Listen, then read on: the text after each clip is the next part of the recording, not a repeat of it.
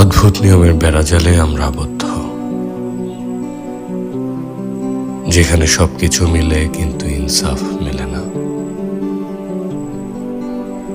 মানুষের প্রয়োজন মেটাতে নিজেকে নিঃশেষ করার পরই হয়তো টের পাবেন এই দুনিয়ায় আসলে আপনার জন্য আপনি ছাড়া আর কেউ নেই। তাই দেরি না করে সময় থাকতে নিজেকে সময় দিন,